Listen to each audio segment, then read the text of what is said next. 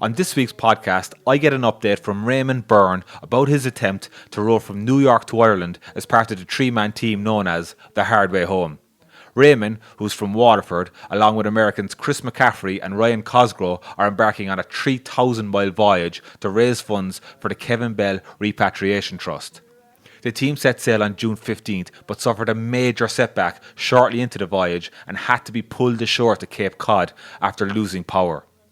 Reamonn gives me a rundown on exactly what happened and what the team's plans are now going forward. I spoke with Ray last Sunday, July 4th, when the team were planning to leave last Monday, the following day, July 5th, but they have since been delayed again until this weekend due to concerns over Hurricane Elsa. To keep up to date with the latest developments of the team, follow them on Instagram or Facebook on the handle @thehardwayhome. The team have been posting regular updates to their social media throughout the trip, and you can check back on our previous podcast with Ray to get some more details on the difficulties and the challenges of the trip. If you'd like to support the team in raising money for the Kevin Bell Repatriation Trust, there's a donation link in the description of this podcast, or check out their website, thehardwayhome.com. You can follow us on Facebook, Instagram and Twitter @The Long Haul Podcast. As we mentioned previously, our website is currently being redeveloped and we're now covering some more Irish American news and sports stories, including golf, soccer and New York Ladies GA. So if you'd like to suggest a story or submit one yourself, please message us on social media. Ahead of the big fight this weekend, we're also releasing a Conor McGregor podcast special with Irish combat sports reporter Donagh Corby, so stay tuned for that. We talk about McGregor's impact on America and if this is a must-win fight for his legacy in the UFC. But first, over to Ray. Ray, thanks very much for coming back on to the Long Haul Podcast to give us an update on your journey. Unfortunately, it's sooner than we both would have imagined. Yeah. And I don't see any water anywhere. No. We're on land at the moment. So tell us what happened. So what happened from the last time I was talking to you? We were late launching from New York because we were held up by the weather and we needed this kind of very specific weather window to get offshore because the boat handles very well away from the shore, but it's not great in the coastal waters because we don't have an engine and it's difficult to control in big, bad weather, so to speak. So we waited for that. We finally launched on the 15th of June.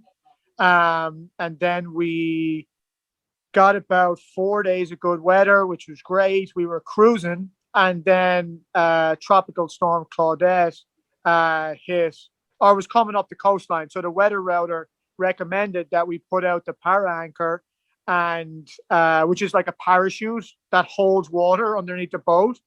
And it allows you to slow down and you drift kind of slightly. Okay. So it doesn't actually touch the ground, does it? No. It's like a line from the bow of the boat, okay, and then a big parachute.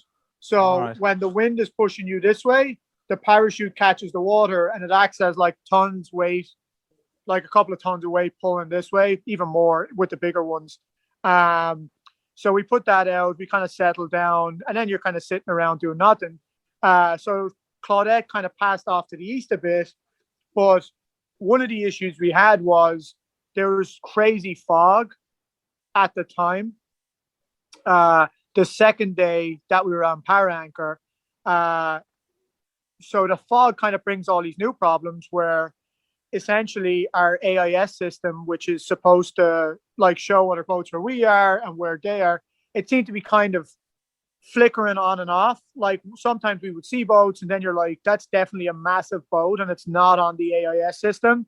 So there was little kind of problems there. So when you can't see more than 10 feet from the boat because of the fog, it becomes a big issue because obviously you want to know that these, not so much for us banging into a big boat is not a problem for them, but a big boat, which you're talking massive. I'm not talking like a fishing boat.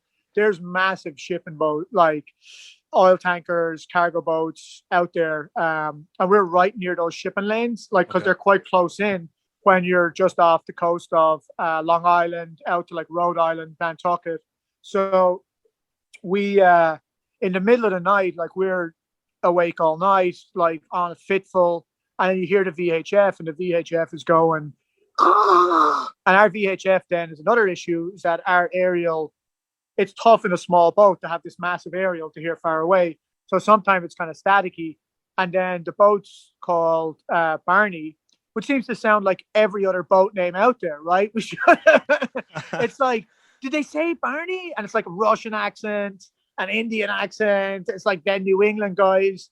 And it's like some guy replied to it and he was like, oh, this is Dory. And we were like, oh, they must have meant Dory.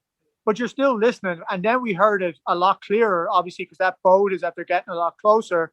Barney, Barney, Barney, which means they definitely saw us on the AIS because you can't see outside. And I answered back straight away, said I was here. And they were like, are you okay? Because we're on this power anchor where we're doing this really weird little loop. And they're just not expecting to see that. They want to see boats on a course. So we were like, yeah, we're fine. We're a small craft. We're at power anchor. And he was like, okay, we'll give you a wide berth. And we were like, great. And then we're standing on the deck and you can see nothing. Like you can see barely the moon, like just the full moon. And then everything else is white fog, Whoa. Like in the nighttime, like you can't see like a few feet. So you could hear then me and Ryan, the engine of this massive boat just rumbling past. And it was like a stone's throw away, we were just like, it's pretty close. Jesus. Yeah, but you could see nothing, just a vibration and the big engine, like just rolling by. And we were like, wow, okay. So we didn't sleep at all that night. And then the next morning, we started rowing again. So we get going. We're having a great start to the day. Now, the AIS is still running. This will become apparent what the issue was later on. So we keep going for the day. And I'm kind of thinking in my head, I'll get some sleep later on tonight, like I'm rowing all day again on top of not sleeping and we weren't rowing the day before. So I'm like, okay, I'll get a few hours in tonight. And then we ran into this like just insane thunderstorm out of the blue, and it whipped up, like the wind got so heavy so quickly that it just starts creating these big waves, big swell that are capping out. So like the rain falling, it's just like otherworldly, it's like nothing you would experience, I'd had experienced anywhere else. So we're rowing in this, and like I suppose everyone on board's a little bit of an adrenaline junkie, like you like to live on the edge a little bit. So we're loving it at the start. We're like, it's what we came for, we're riding these big waves, and then it goes on for a while, and then you're like Chris, who was with me, he's like, it's getting So we just pulled the oars in eventually because we were going so fast that the oars were not helping. Like we really just needed to keep the stern of the boat with the wave, and it's rocking over and back. So if we go beam into the wave is just going to flip the boat like. So that's a concern, obviously.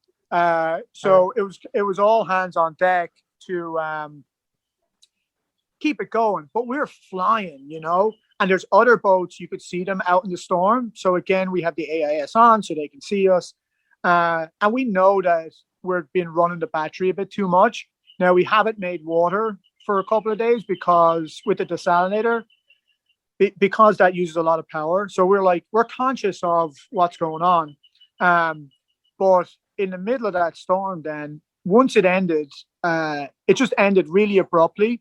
And then there was just no wind. Like it went from being this crazy wind to just nothing. And a really strange place where there's like lots of currents pulling us around wherever we were. We were just kind of south of the Nantucket Shoals. And on top of that, our compasses were just not reading. Like the GPS, like everything was just reading these different directions. So we have no idea where we are. We've just spent like hours and hours and hours in this storm where, we're all kind of clued in. And now it's like, okay, well, what are we going to do? Like we're rowing, but we don't know which way we're going. Yeah. And we're like, we try and put out the power anchor like before that we talked about, but because there's no wind and the currents under the water, the power won't hold. So it just kept collapsing. So we had to pull that in. And at this stage, we're kind of running out of I'm running out of ideas on what essentially the last plan is. You just keep rowing in some direction, but we're trying to avoid these big shipping lanes just to the south of us where you can't be on anchor down there, like, because it's essentially like, oh, I'll just go to sleep in the middle of the road. Like, it's not a great plan, you know? So we have a fluke anchor, like a real anchor, so to speak, on board. And we're like, let's try and put out the fluke. So the problem is you're supposed to have at least 5 foot of line for every foot of depth for the anchor. So the anchor is like, it hits the ground, it hooks in, but it won't work. It's not just the weight. Like, it won't work just straight down. It has to have enough of a diagonal for it to catch. So we definitely didn't have like 1,000 foot of rope. We're out reasonably deep. But we're like, let's just put everything together. And like, so we took every bit of rope on the boat, shackled it, bowlined it. Like, we were laughing, we were saying we're putting our shoelaces together to try and get this rope as long as possible. No, we tossed that over the side. It didn't seem to catch then, you know. It wasn't it didn't offer, like, if you anchor in like the harbor or somewhere, like, it catches and it's just rock tight and you just stop, you know. Maybe you move a little bit in the wind, but like, the wind will hold you like dead to it. Now, this didn't happen out there. So we're like, okay, let's sit down in the back. And now what happened just before that was we realized all the power went out. So we're in darkness. So we had ran the battery. There's no like consumer safety things on like these batteries. They don't turn off because, you know, it's dangerous to not have, like, whatever it is. Like, they just go from working to our amperage went down and then they're gone, dead. Okay. So now we have no power. So no GPS, no AIS, no, all the main system, everything is shut. We don't have any electricity. So we have a little like all our emergency stuff. So we're using that then to try and see. I'm trying to see if this anchor is slowing us down significantly. So it turns out it either caught on something or the drag of it on the ground, even if it was pulling a little bit, was enough to stop us. Not stop us, but we were doing a kind of a tight enough circle where we weren't going to drift into the shipping lanes. So we did that. And then we're like, we'll just have to get a couple hours sleep. This is probably like 2 a.m. And we're like, if we get 2 or 3 hours and we'll see in the morning if the solar kind of kicks back in and like pushes the battery up. So we do that, wake up I didn't really sleep again. And you get up in the morning and the solar, no go. I mean, the batteries are just off a cliff. So that's over. And then we're just in a situation where it's like we're not carrying on at that point because we've no systems. So you're kind of like, is this it? You know, we were a little dejected that morning. You know, we hadn't slept in a while. Like, you're pretty stressed after. It's been like the ups and downs are so high and low, you know, that your system is kind of stressed out. And we started calling people looking for a tow, like started figuring it out then, right? It's like, we're not just going to sit out at sea for the rest of our lives. So how many days into it is this now, Ray? How many days? 8 days in. 8 days at sea. 8 days. Yeah.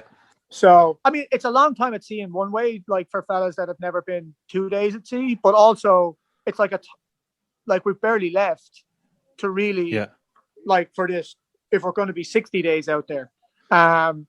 So start calling tow companies, and the first people told me like it's going to cost $7,000 to tow this boat in. And I was just like, oh, and I mean, this whole project's a money pit to begin with. And I'm like, I just can't keep, like, there has to be a line somewhere, you know? So I'm kind of thinking that, and I'm like, I'll try and figure it out. And then we called Chris's dad, and it turned out he has a boat membership, a tow membership insurance. So we managed to get that together. So these guys, amazing, Towboat US, recommend them to everybody. If you ever caught out in the middle of the Atlantic Ocean, give them a ring. And he's like, these guys just arrived. They arrived 2.5 hours later, brought us in. We ended up in Falmouth, and everyone just amazing to us. The harbour master. There's just no, but we went to bed and actually got some sleep for the first time. We stayed at a hotel here. A minute I got some sleep, like I've just felt like you're like, oh, okay, I'll figure this out. So woke up the next morning and just started getting on the phone. So we couldn't leave the boat in the harbor because it's one of the busiest times of the year, you know. And it was funny. We went from Marina 59 in Rockaway in Brooklyn, which, I mean, is kind of like, let's call it rough around the edges, right? It's all like punk people with tattoos and like, you know, Dominican guys fighting each other over fishing boats. And it's like, it's amazing. Like, that's our home. But we came into Falmouth, which is like Kennedy country in Massachusetts. Yeah. And we were like, what is this place? Like, everything is like these $1 million boats. Everything's like pristine. And we were like, this doesn't look like where we came from. So we like this boat, and they tied up the boat to the end of the harbor, like right on the street. Like you could literally just come off the street and like step into the boat. And at first we were kind of like, is the boat safe here? And then you're like, if you were going to steal a boat, this is the last boat. It's like 150 boats that you would steal right there before this one, you know? We were like, yeah, it's probably fine. So we tied it up, went to sleep, got up, and then we had to get the boat out of the harbor the first time. So just started calling people to see if we could get it towed or hauled out and that. And ended up talking to a guy, Tim, that's where I am right now at his house. And we were like, can you haul our boat out of like Falmouth Harbor? And he was like, yeah, where's it going? And like, I don't know. Like, he was like, interesting. What's the issue? And I was like, well, we're going to Ireland on the boat, but we're not sure how long or when we're doing it. So, and he was like, let me take it. Like, he goes, okay, so what we'll do is we'll take it out, we'll put the boat on blocks at his house. All right. And then we'll transport it when necessary, right? So amazing stuff. So we're like, great. And the second day there then, so we're still trying to figure things out and we're calling people to get the repairs done. So we're putting in a generator, a really small methanol generator to back up the solar, because our solar system is just not going to work for like the Grand Banks, and we can't do more than 3 days of fog, which is just we suddenly just found out that's not going to work, you know. So then the second day we're here, which is the other kind of funny story that's going to be on the Boston News this evening, is I had this. There's a guy lives near the bar. He come in when I initially met his parents. They came in. He had ran the marathon. They come in after the marathon. We had a party. They like loved myself and Jeff, my partner, and they were like, "Oh, this is going to be our place in New York." And we were like, "Great, like amazing," you know. And then Nick would be in a good bit. The son, because he lives around the corner, great guy. You know, and you don't get nothing, right? You're in. That's the business we're in, right? So a few months ago, he comes in with his parents and they're having brunch, and he starts telling the story of the boat. So I sit down then, pull up a chair, and they're asking me all about the boat. And Tom is very interested in it, loves the story of the boat. So there's huge support right off the bat. And Tom asks me then, he goes, would you do something for me? And I said, yeah, sure, yeah. And he goes, we have this medal in the family, like a miraculous medal, and it belonged to the grandfather, and he Irish American, always had it for luck, and would you take it back? Because he had, and then it turns out he had like an amazing experience in Ireland, the grandfather, and he goes, will you take it back to Ireland? Do you know, bring it on the journey back to Ireland? And I said, oh, of course, yeah. So I get the medal and we leave with the medal anyway. So we're only here in Falmouth, like I would say less than 24 hours, and Tom calls and he's like, are you in Falmouth? And I was like, yeah. He goes, me too, you know, that's where I live. Jeez. So the medal, like the medal drew us in. And so Tom, like, I mean, the Hardiman family he was like, do you need a truck? I'm dropping down a truck to you now. Like, you're going to stay at the house. You're going to have to, here's what we're going to do with this. I've called the news station. We're going to do this. We're going to do that. And you're just like, they've been amazing. So we've been at their house for over a week being, fully adopted, really. Recuperating. Jeez, that's Yeah, some yeah, that's yeah, some yeah, yeah. that's some side story, isn't it? Unreal. And now here's an even stranger bit. So the daughter in the family just had very premature twins, and they're both doing great.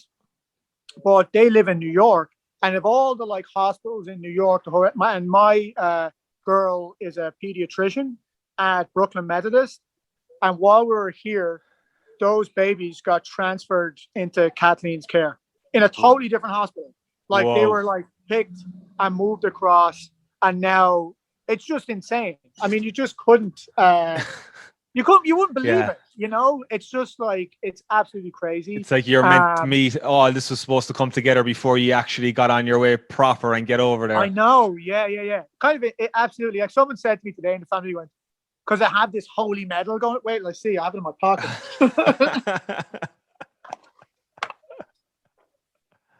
Oh, wow. Oh, class. So someone was saying to me, are you religious? And I went, I'm getting there. I mean, you're moving the needle in the right direction for me. Whoa. Yeah. So you're there. So you're there a week, so are you? Yeah, we've been here 10 days now, I think. Okay. Like we'll be here 10 days altogether, kind of a Wednesday to a Monday. Okay. So the boat is getting finished today. Wicked hard getting parts. It's just been like the same kind of thing. So we finally got all the stuff together. I think we have to get it finished today, and then the weather's good tomorrow. So we're going to launch from Chatham, which is a bit further down on the Cape. And 10 o'clock tomorrow morning, the high tide, we're going to get back out there. Hopefully, I have to say hopefully in front of everything because you just can't plan anything. You know the amount of. But that's the plan for tomorrow anyway, yeah. So structurally, the boat has been fine, has it? There hasn't been any issues with it structurally. It's just some of the... Well, we had one issue where there was kind of a leak, but we solved that. Yeah. Talk us through that. So we have Chris, one of the guys. He's Ryen, like the barometer of problems, you know, and he'll try and be calm about it when he says it. And he opened something up and he's like, Ray, is there supposed to be this much water in this? And I was like, I had a look. I was like, no, Chris, that's not supposed to be fucking water in this. So it turns out we had the guys who previously had the boat. There's a drop-down centerboard which gives the boat traction under the water. Okay. But they had to be able to pull it in and out because they were bringing the boat on land in Alaska, wherever it was. Now, something must have happened there where previously it was all completely shelled, but they had to break the casing for some reason. Now, it's not a very big hole, and when we were in Brooklyn, it was never an issue, and it makes it easy to take it in and out. It seemed to make sense, you know, but then we put too much weight on the boat, and obviously the water line slightly changes then. And what happened was when we were leaving with all the additional supplies and the weight, that after a couple of days and the seas are a lot bigger, that the water splashing in the cavity, the hole, started to weigh the boat down further. And then the further we go down, the easier the splash is. So by the time we kind of realized it, the whole boat was full of water and we were riding like way down. Now they're built for that not to be a critical issue. It just makes the boat, it's not great, you know. It's not ideal, but the boat is built in compartments, so there's always air to kind of keep it afloat. So yeah, we had to kind of figure out how to get it out, and then that was a whole issue because the boat was so heavy we couldn't get it above the water line, so we had to kind of plug the gap. We were using all these different things. We were like epoxy, all these different tapes to try and figure it out, bits of wood. And eventually the best trick was like 4 rags, and we have a hammer there to keep the centerboard down. So the whole trip is kind of riding on 4 old rags, and Thor's hammer we call the hammer is holding the corner of it down. And we came back and we're like, oh, we'll fully fix that a different way, and there's got to be a better way. Yeah. And we went through a bunch of ideas, and the rags and the hammer is the best one. Like if we were to mill things to fix the problem, they would look like a hammer, and something like rags to hold the pressure underneath until it can be fully like fiberglassed again. So, yeah. And have you repaired that now? Have you? Is that properly repaired now as well? You're not going back out? No, it's still got no, that's what I'm saying. The rags is like the best. There's no easy solution that we could fix in the few days where the way it is now works. It'll definitely work for a couple of months. And when you are cognizant of the problem, when too much, we always check it for water now. Okay. So if there's any water, we just pump it out. So it should never get to the stage where we're riding that low that the water is. And because the rags are there, there's no splash involved. Okay. So if you need me, if anyone's out there and they're listening, they need me to come over to the house and fix the hole with rags and a hammer. I can't wait for the book, Ray. Yeah. How to? Yeah.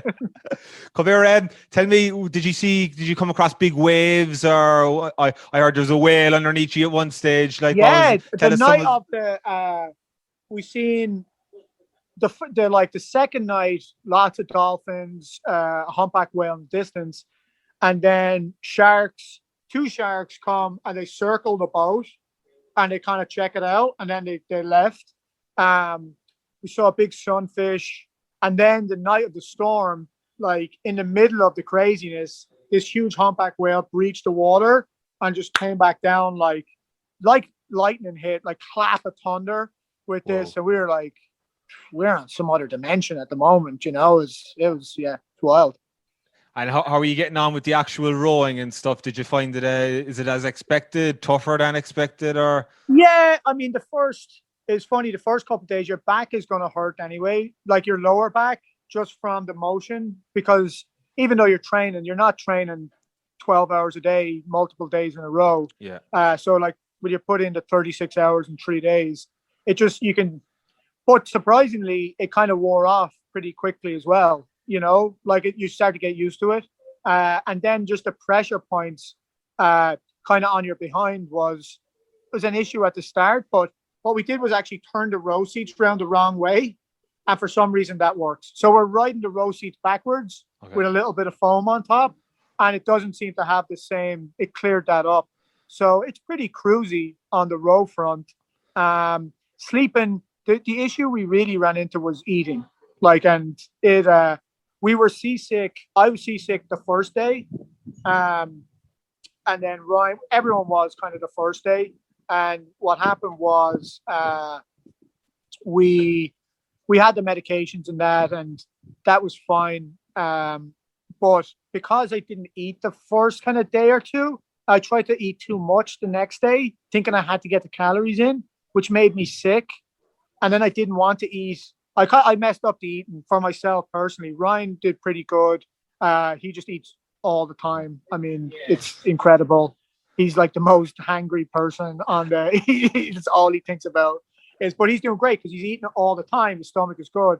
And then poor Chris is sick all week from the motion sickness, which, I mean, he's like he's a tough guy, you know. He's been laughing about it. Like his motion sickness is not fun. You know, he's getting up, he's like puking over the side, he's laughing about it, he's rowing for 2 hours. Yeah. But rowing is good. It's only when you're in the cabin. If you can't see the horizon, but I mean, like having to do that for a week, I really hope we can kind of overcome it, because it's very tough on him if he has to spend like 8 weeks being sick all the time, you know. But so yeah, that's kind of it's not a concern because he deals with it so well, but it's tough on him for sure.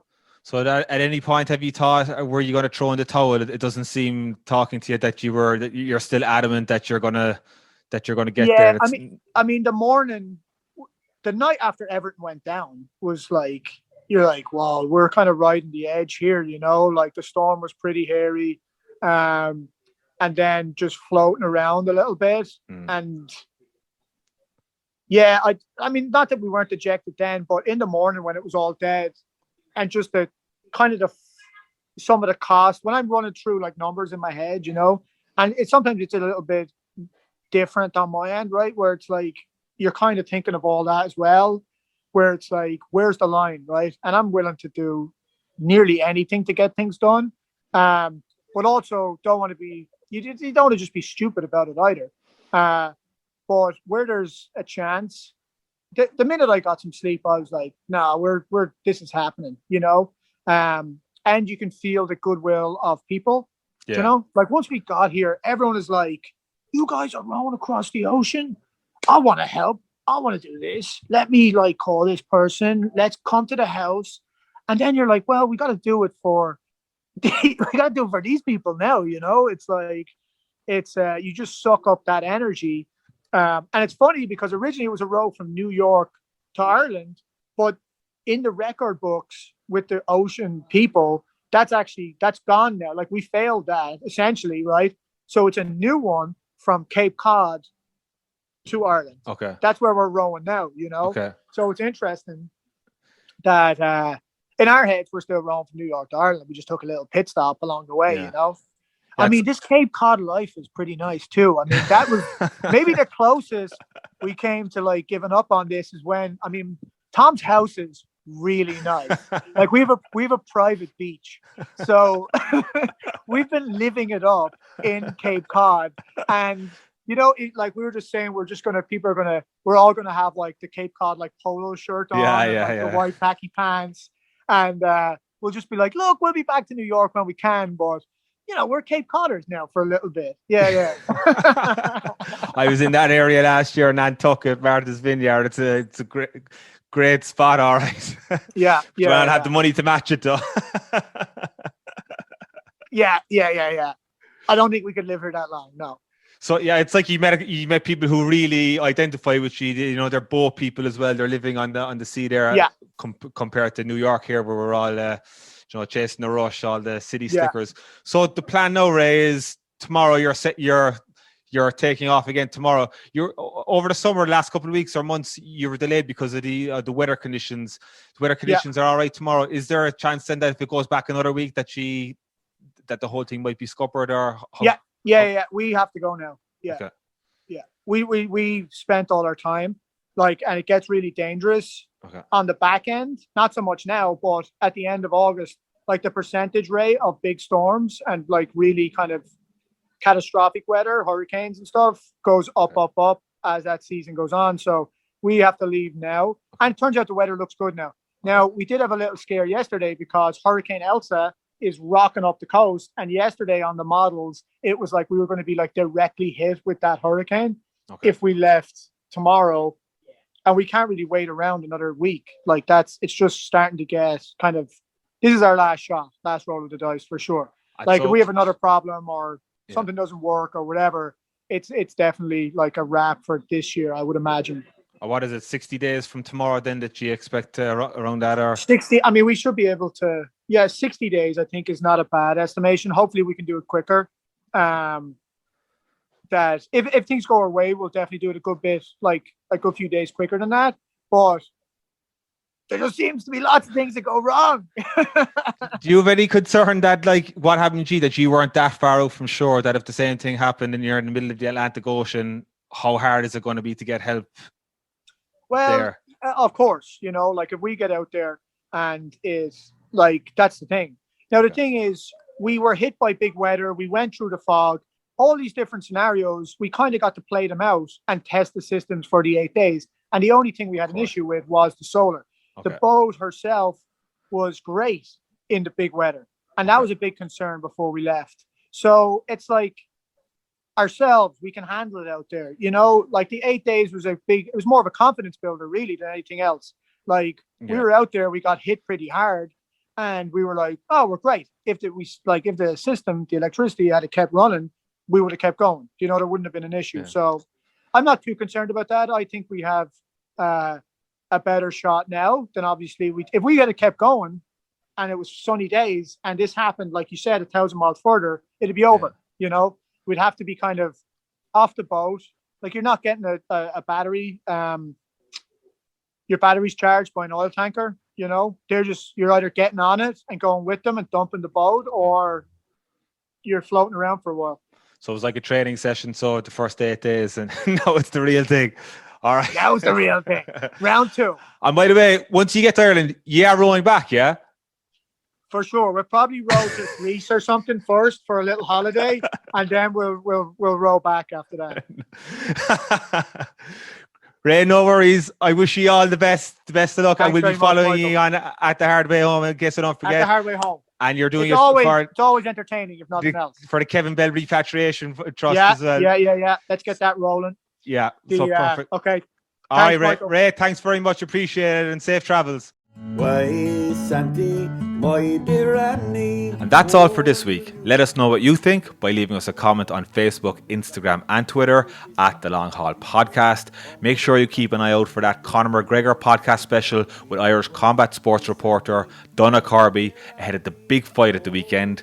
Subscribe to the podcast on YouTube and your streaming provider to ensure that you get instantly notified for that episode and all future releases. To keep up to date with the latest developments of the Hard Way Home team, follow them on Instagram and Facebook on the handle at The Hard Way Home. If you'd like to support their efforts in raising money for the Kevin Bell Repatriation Trust, there's a donation link in the description of this podcast, or check out their website, thehardwayhome.com. As mentioned earlier, we're currently expanding our website to cover more Irish American news and sports stories like golf, GA, soccer. So if you'd like to suggest a story or submit one yourself, please message us on social media. If you like what you hear, please leave us a 5-star review on your podcast provider. This will ensure that we can get more podcasts to you more often. And thanks for listening. The liquor was so awful strong, my head went round.